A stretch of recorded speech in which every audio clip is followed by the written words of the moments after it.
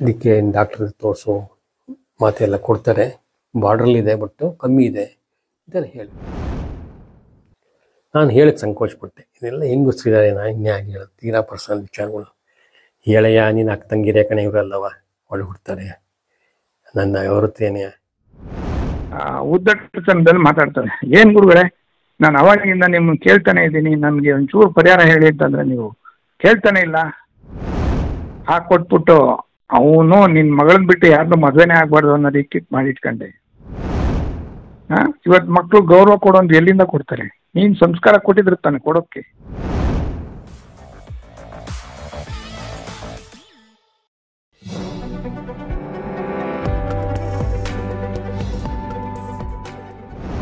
ನೋಡಿ, ಆಮೇಲೆ ಏನಾಯಿತು, ಮದುವೆ ಆಯಿತು. ಒಂದು 6 ತಿಂಗಳು ವರ್ಷದಲ್ಲಿ ಒಂದ್ಸತಿ ನನ್ನ ಹೆಂಡತಿಗೆ ಆಪರೇಷನ್ ಆಯಿತು. ಡಾಕ್ಟ್ರ್ ಹತ್ರಕ್ಕೆ ಹೋಗಿ ತೋರಿಸೋತ್ತಿಗೆ, ಲೇಡಿ ಡಾಕ್ಟ್ರ್ ಹತ್ರಕ್ಕೆ, ಇಲ್ಲ ನಿಮ್ಮದೇನು ತೊಂದರಿಲ್ಲ, ನಿಮಗೆ ಸ್ಪರ್ಮ್ ಕೌಂಟಿಂಗ್ಸ್ ಕಮ್ಮಿ ಇದೆ, ಏನಾದ್ರು ಡಾಕ್ಟ್ರ್ ಟೆಸ್ಟ್ ಮಾಡಿಸಿ ಅಂತ ಹೇಳಿದರು. ಮನಸ್ಸಿಗೆ ತುಂಬ ಬೇಜಾರಾಯಿತು.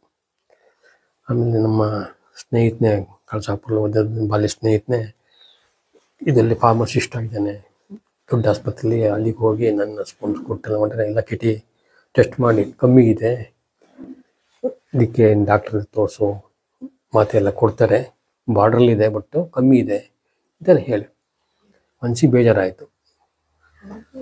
ಈ ಥರ ಆಗ್ಬಿಡ್ತಲ್ಲ ಅಂದ್ಬಿಟ್ಟು ಗುರುನಾಥ ಮನೆಗೆ, ಇನ್ನೇನು ಮನೆಗೆ ವಾರಕ್ಕೆ ಮುಗಿಸಿ ಹೋಗ್ತಲೇ ಇರ್ತಿದ್ದು. ಹೋದು ಅವತ್ತು ಸೌಂದರ್ಯ ಹೇಳ್ಸ್ಯಾರೆ ಹೆಂಗಸು, ನಡುಮಲ್ಲಿ ಕೂತಿಯಾರೆ, ಹಳೆ ಮಲ್ಲೆ ಒಂದು 10-15 ಜನ ಹೆಂಗಸುಗಳು ಹೇಳ್ಕೊಂಡು ಕೂತಿಯಾರೆ, ಮಾತಾಡ್ತಿದ್ದು. ಹೋದೆ, ನಮಸ್ಕಾರ ಮಾಡಿದೆ, ಬಾರಯ್ಯ ಅಂದರು. ಹೋದೆ, ಪಕ್ಕದಲ್ಲೇ ನಿಂತ್ಕೊಂಡೆ, ನಿಂತಿದ್ದೆ. ಆಮೇಲೆ ಮಕ್ಕ ಅನ್ಸುತ್ತೆ ನೋಡಿ, ಒಂದು 10 ನಿಮಿಷ ಆದ್ಮೇಲೆ ಮಕ್ಕ ಬೇರೆ ಮಾತಾಡಿದ್ರು. ಆಮೇಲೆ ನನ್ನ ನೋಡಿರು, ಯಾಕೆಯ್ಯ ಮಂಕ ಇದೆಯಾ? ನಾನು ಹೇಳಕ್ಕೆ ಸಂಕೋಚಪಟ್ಟೆ. ಇದೆಲ್ಲ ಹೆಂಗಸ್ರಿದ್ದಾರೆ, ನಾ ಇನ್ಯಾಕೆ ಹೇಳೋದು, ತೀರಾ ಪರ್ಸನಲ್ ವಿಚಾರಗಳು. ಹೇಳಯ್ಯ, ನೀನು ಅಕ್ಕ ತಂಗಿರೇ ಕಣೆ, ಇವರೆಲ್ಲವ ಒಳ್ಳೆ ಹುಡ್ತಾರೆ, ನನ್ನ ಹೊರತೇನೆ, ಎಲ್ಲ ನಿಮ್ಮ ಅಕ್ಕ ತಂಗಿರಿದ್ದಂಗೆ ಹೇಳ್ಕಣೆಯ, ಏಕೆ ಸರ್ ಈಗ ಆಯ್ತು ಅಂತ ಹೇಳಿ. ಆಪರೇಷನ್ ಆಯಿತು, ಹೆಡ್ಡೇನ ಫಿಕ್ಸ್ ಆಯ್ತಿಲ್ಲ, ಆಯಿತು ಸ್ಪರ್ಮ್ ಕಂಟಿನ್ಯೂ ಕಮ್ಮಿ ಇದೆ ಅಂತಂದು ಟೆಸ್ಟ್ ಮಾಡಿಸ್ತಾ ಈ ಥರ ಆಯಿತು ಸರ್, ಬೇಜಾರಾಯಿತು. ಅಷ್ಟೇನೆ ಬಾರೆ ಹತ್ರಕ್ಕೆ ಎಲ್ಲ ಜನ ಹೆಂಗಸ್ರಿದ್ದಾರೆ. ನಂಗೆ ಕಿಬ್ಬೊಟ್ಟಿ ಹತ್ರ ಕೈ ಹಾಕಿರು, ಪ್ಯಾಂಟಿ ಮೇಲೆ ಒಂದು ನರನ ಹಮ್ಕಿರು, ಕಿಬ್ಬೊಟ್ಟೆ ಕೆಳಗಡೆ ನಮ್ಮ ಇದು ಪ್ರೈವೇಟ್ ಪಾರ್ಟ್ಗಿಂತ ಚುಮ್ಯಾಲಕ್ಕೆ ಒಂದು ನರ ಹಮ್ಕಿದ ತಕ್ಷಣ ನೋವು, ತುಂಬ ನೋವಾಯಿತು. ಅಂತ ಸರಿ ಆಯ್ತು ಕಣೆ,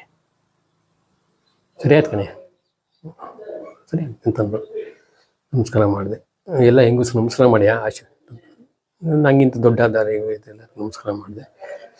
ಆಶೀರ್ವಾದ ಬೇಕು ಅಂತಂದ್ರು. ಆಮೇಲೆ ಎಲ್ಲ ಆಯಿತು. ನಂಬ್ತಿರೋ ಬಿಡ್ತಿರೋ, 6 ತಿಂಗಳಲ್ಲೇ ನನ್ನ ಹೆಂಡತಿ ಕನ್ಸೀವ್ ಆದಳು. ಅದಾಗ 9 ತಿಂಗಳಿಗೆ ನಂಗೆ ಗಂಡು ಮಗು ಆಯಿತು. ಈಗ ಅವನು ಆರೋಗ್ಯವಾಗಿ ಇಂಜಿನಿಯರಿಂಗ್ ಮುಗಿಸಿ ಕೆಲಸದಲ್ಲಿ ಬೆಂಗಳೂರಿನಲ್ಲಿ. ಅವನಿಗೆ ಏನು ಹೆಸರಿಡ್ತೀಯ ಅಂದರು. ಇಟ್ಟೆ ಅಂದರೆ ಮತ್ತೆ ಹೋದೆ ನಾಮಕರಣ ಆದಮೇಲೆ, ಏನು ಹೆಸರಿಟ್ಟೆಯ ಅಂತ. ಸರ್ ಗುರುಕಿರಣ್ ಅಂತ ಹೆಸರಿಟ್ಟೆ ಸರ್. ಬುದ್ಧಿವಂತ ಕಣೆ, ಗುರುಚರಣ ಅಂತ ಇಡ್ಬೇಕಾಯ್ತು ಕಣೆ ತಂದೆ. ಇಲ್ಲ ಸರ್ ಗುರುಕಿರಣ್ ಅಂತ ಇಟ್ಬಿಟ್ಟಿನಿ ಸರ್ ಅಂದೆ. ಆಗಲಿ, ಗುರುವಿನ ಹೆಸರು ಬಂತಲ್ಲ ತಂದರು. ಅವನ ಹೆಸರು ಗುರುಕಿರಣ್ ಅಂತ ನನ್ನ ಮಗನ ಹೆಸರು. ಶ್ರೀ ಗುರುಭ್ಯೋ ನಮಃ.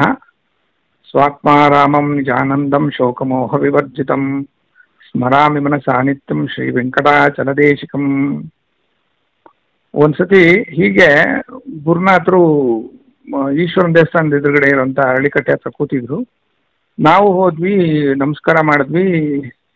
ಅಲ್ಲಿ ತುಂಬ ಜನ ಇದ್ರು, ಗುರುಗಳದು ಅಲ್ಲೇ ದರ್ಬಾರ್ ನಡೀತಿತ್ತು. ಸುಮಾರು ಜನ ಕೂತಿದ್ರು. ಅಲ್ಲೇ ಬಂದವ್ರಿಗೆಲ್ಲ ತಿಂಡಿ ಕಾಫಿ ಎಲ್ಲ ನಡೀತಿತ್ತು. ಎಲ್ಲ ಅಲ್ಲೇ ಕೂತ್ಕೊಂಡು ಮಾತಾಡ್ತಿದ್ವಿ.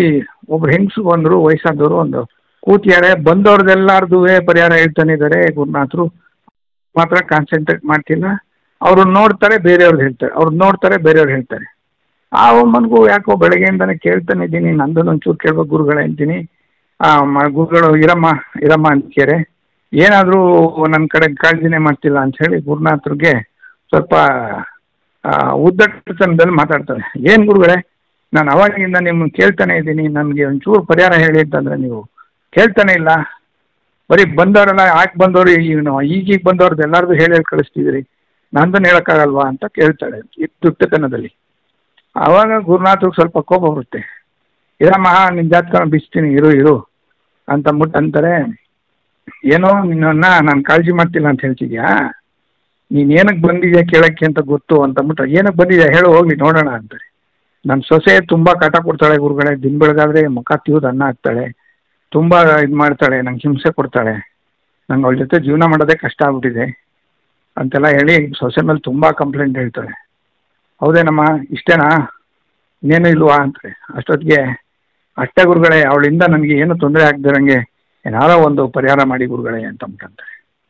ನೀನು ಮಾಡಿದ್ದು ನೀನು ನೋಡ್ತಿದ್ದಲ್ಲಮ್ಮ ಅಂತಾರೆ. ನಾನೇನು ಮಾಡಿದೆ ಗುರುಗಳೇ ಅಂತ ದುರಹಂಕಾರದಲ್ಲೇ ಕೇಳ್ತಾಳೆ. ಆವಾಗ ಗುರುಗಳು ನೀನು 1-2 ಮಾಡಿರೋದು ಅಂದ್ಬಿಟ್ಟು ತಕ್ಷಣ ಹೇಳಕ್ಕೆ ಶುರು ಮಾಡ್ತಾರೆ. ನೀನು ಮದುವೆಗೆ ಮೊದಲು ಒಬ್ಬನಿಗೆ ಕದ್ದು ಬಸರಿ ಆಗಿದ್ದಿಲ್ಲ, ಅದನ್ನು ತಿಳಿದು ಕೂಡ ನಿನ್ನ ಗಂಡ ನಿನ್ನನ್ನು ಮದುವೆ ಆದ ನೋಡು, ಅದು ನಿನ್ನ ಗಂಡ ಒಳ್ಳೆಯವನು. ಆದರೆ ನೀನು ಅಲ್ಲಿಂದನೇ ದಾರಿಗಿಡಕ್ಕೆ ಶುರು ಮಾಡಿದೆ, ಅದನ್ನು ಸಹಿಸ್ಕೊಂಡು ನಿನ್ನ ಗಂಡ ಮದುವೆ ಆದ ಅಲ್ವಾ, ಅದೆಲ್ಲ ಗೊತ್ತಿದ್ದು ಮದುವೆ ಆಗಿದ್ದಾನೆ. ನೀನು 1-2 ಮಾಡಿರೋದು ನಿನ್ನ ತಂಗಿ ಗಂಡ ಇಬ್ಬರು ಚೆನ್ನಾಗಿದ್ರು ಅಂತ ಅವ್ರ ಮೇಲಿನ ಹೊಟ್ಟೆ ಅವ್ರಿಗೆ ವಾಮಾಚಾರ ಮಾಡಿಸ್ದೆ. ನಿಮ್ಮ ಮಗಳಿಗೆ ಒಂದು ಗಂಡು ತರಬೇಕು ಅನ್ನೋ ವಿಚಾರಕ್ಕೆ ಬಂದಾಗ ಮಗಳಿಗೆ ಅಳಿ ಆಗೋನು ಒಳ್ಳೆ ಕೋಟ್ಯಾಧೀಶ್ವರ, ನೋಡೋಕ್ಕೂ ಚೆನ್ನಾಗಿದ್ದಾನೆ, ಇವನೇ ನಮ್ಮ ಅಳಿ ಆಗಬೇಕು ಅಂತೇಳಿ ಅವ್ರ ಮನೆಗೆ ಏನಕ್ಕೋ ಬಂದಾಗ ಅವ್ರಿಗೇನೋ ಹಾಕ್ಕೊಟ್ಬಿಟ್ಟು ಅವನು ನಿನ್ನ ಮಗಳನ್ನ ಬಿಟ್ಟು ಯಾರನ್ನೂ ಮದುವೆನೇ ಆಗಬಾರ್ದು ಅನ್ನೋದಕ್ಕೆ ಮಾಡಿಟ್ಕೊಂಡೆ. ಇನ್ನು ಸೊಸೆ ವಿಚಾರಕ್ಕೆ ಅಂತ ಬಂದಾಗ ಕೋಟ್ಯಾಧೀಶ್ವರ ಸೊಸೆ ಆಸ್ತಿ ಎಲ್ಲ ನಮ್ಮ ಕಡೆಗೆ ಆಗೋಗುತ್ತೆ ಅನ್ನೋ ಆಸೆಗೆ ಹುಡುಗಿ ನೋಡೋಕ್ಕೆ ಅಂತ ಬಂದಾಗ, ನಿಮ್ಮ ಮನೆಗೆ ಅಂತ ಬಂದಾಗ ಅವಳ ಹೊಟ್ಟೆಗೂ ಏನೋ ಹಾಕ್ಕೊಟ್ಟು ಅವಳನ್ನ ವಶೀಕರಣ ಮಾಡ್ಕೊಂಡು ಅವಳು ನಿನ್ನ ಮನೆ ಸೊಸೆ ಆಗಂಗೆ ಮಾಡ್ಕೊಂಡೆ. ನೀವು 1-2 ನಿನ್ನ ಮಕ್ಕಳಿಗೆ ಬೆಳೆಸೋ ಕಾಲದಲ್ಲಿ ಏನು ಮಾಡಿದ್ದೆ ಹೇಳು? ಚಪ್ಪಲಿಲ್ಲೇ ಹೊಡಿತಿದ್ದೆ, ಸಿಕ್ಕಿದ್ರಲ್ಲಿ ಹೊಡಿತಿದ್ದೆ. ಇವತ್ತು ಮಕ್ಕಳು ಗೌರವ ಕೊಡೋದು ಎಲ್ಲಿಂದ ಕೊಡ್ತಾರೆ? ನೀನು ಸಂಸ್ಕಾರ ಕೊಟ್ಟಿದ್ರೆ ತಾನೆ ಕೊಡೋಕ್ಕೆ ಅಂಥೇಳಿ ಸಖತ್ತಾಗಿ ಬೈತಾರೆ. ಆಮೇಲೆ ಅವಳಿಗೆ ಮುಖ ಒಂಥರ ಪೆಚ್ಚಾಗೋಗುತ್ತೆ. ಬೈದಾದ್ಮೇಲೆ ಆಗಲಿ ಕಣಮ್ಮ, ನಿನ್ನ ಸೊಸೆ ನೀನು ಬೈಬಾರ್ದು ತಾನೆ, ಏನು ಮಾಡೋಕ್ಕಾಗಲ್ಲ, 2 ಶುಕ್ರವಾರ ಅವಳಿಗೆ ಗಸಗಸೆ ಪಾಯಸ ಮಾಡಿ ಕೂರಿಸು, ಸರಿ ಹೋಗ್ತಾಳೆ ಅಂತಾರೆ. ಆಯಿತು ಗುರುಗಳೇ ಅಂತ ನಮಸ್ಕಾರ ಮಾಡ್ತಾಳೆ. ಅದಾಗ ಒಂದು ಸ್ವಲ್ಪ ದಿನಕ್ಕೆ ಆಕೆ ಬರ್ತಾಳೆ. ಗುರುಗಳೇ ಈಗ ನನ್ನ ಸೊಸೆನ ಅಂತ ತುಂಬ ಚೆನ್ನಾಗಿದ್ದಾಳೆ, ಮಗಳ ಥರ ನನ್ನ ಜೊತೆ ಇರ್ತಾಳೆ, ನನಗೂ ಇವಾಗ ಅವಳನ್ನ ಸೊಸೆ ಅನ್ನೋದ್ಬಿಟ್ಟು ಮಗಳ ರೂಪದಲ್ಲಿ ನೋಡೋ ಅಂತ ಮನಸ್ಸು ಬಂದಿದೆ, ನಿಮ್ಮ ಆಶೀರ್ವಾದದಿಂದ ನಾನು ಖುಷಿಯಾಗಿದ್ದೀನಿ ಗುರುಗಳೇ ಅಂತ ಬಂದು ಹೇಳ್ಬಿಟ್ಟು ಹೋಗ್ತಾಳೆ. ಇದೊಂದು ಪ್ರಸಂಗ ನಡೀತು. ಶ್ರೀ ಗುರುಭ್ಯೋ ನಮಃ.